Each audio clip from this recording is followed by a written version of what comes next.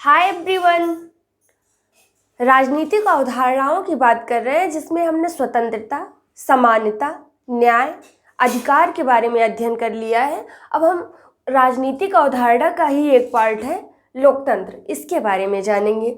अब लोकतंत्र शब्द को ही समझें तो यह जो है डेमोक्रेसी यानी अंग्रेजी का हिंदी रूपांतरण है। और डेमोक्रेसी शब्द जो है यह ग्रीक शब्द से बना है। डेमोस और क्रेसी इसमें जोड़ा गया है, यानी डेमोस का अर्थ हो जाता है जनसाधारण से लिया जाता है, जबकि क्रेसी का अर्थ साधन यानी शासन से लिया जाता है। यानी जनसाधारण के द्वारा शासन ही क्या कहलाता है?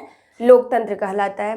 जब हम अब्राहम लिंकन के अनुसार देखते हैं, बहुत ही प्रचलित परिभाषा लोकतंत्र की मानी जाती है और बहुत ही सर्वमान्य मानी जाती है कि लोकतंत्र का अर्थ है कि जनता के लिए जनता का शासन, यानी जनता द्वारा जनता के लिए जनता का शासन ही लोकतंत्र कहलाता है।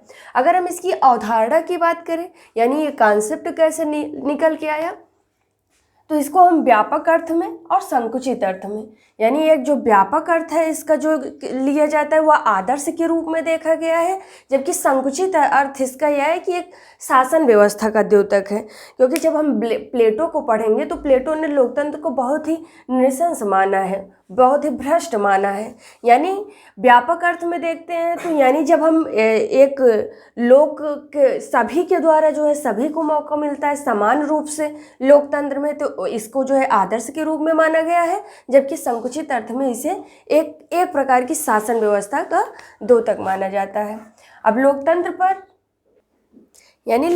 पर विभिन्न विचारकों के कथन क्यों देखें, क्योंकि यह बहुत पूछा भी जाता है। तो बेजहाट के अनुसार देख लेते हैं। बेजहाट ने कहा कि लोकतंत्र लोक शक्ति को भ्रमित करने का सबसे बड़ा तरीका है।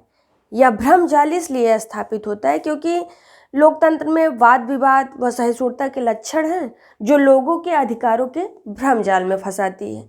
यानी एक प्रकार से देखें तो ये बेजहाट कहीं ना कहीं लोकतंत्र के आलोचक के रूप में देखे जा सकते हैं। इन्होंने इसे एक भ्रम जाल बताया है।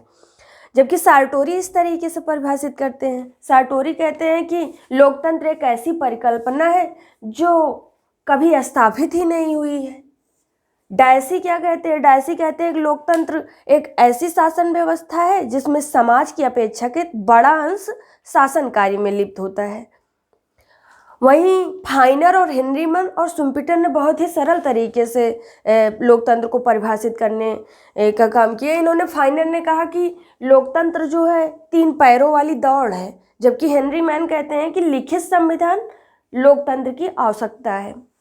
और शुम्पेटर ने कहा कि लोकतंत्र राजनेताओं का खेल है। यानी हम परिभाषाओं से आसानी से समझ पा रहे हैं। हम परिभाषा इसीलिए किसी के अनुसार पढ़ते हैं कि हमें बहुत सारी चीज़ें निकल के आती हैं, यानी हम उसकी परिभाषा को भी समझ पाते हैं।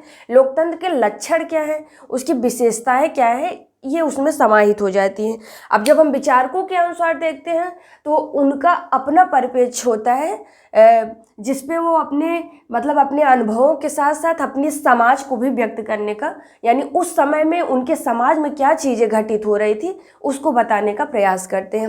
लोकतंत्र की विशेषताओं की बात करें तो लोकतंत्र की विशेषता जो है वो एलन बोल के अनुसार जानते हैं, वैसे वो सारी चीज़ें उसमें भी निहित हो जाएंगी। जैसे लोकतंत्र की सबसे बड़ी विशेषता है कि इसमें एक से अधिक राजनीतिक दल और उनके मध्य प्रतिस्पर्धा होती है। आप भारतीय लोकतंत्र को ही देख लीजिए, जिसमें 8 राष्ट्रीय दल हैं और सभी को मौका मिलता है, यानी जनता जो है वो सभी को मौका देती है जिसको वो अपने लिए योग्य मानती है। तो लोकतंत्र की सबसे बड़ी विशेषता है कि राजनीतिक दल और उनके मध्य प्रतिस्पर्धा। दूसरा यह है कि उचित प्रक्रिया के आधार पर राजनीतिक पदों पर समान दावा हो सकता है। खुली राजनीतिक भर्ती होती है। दबाव तथा स्वैच्छिक समूहों की उपस्थिति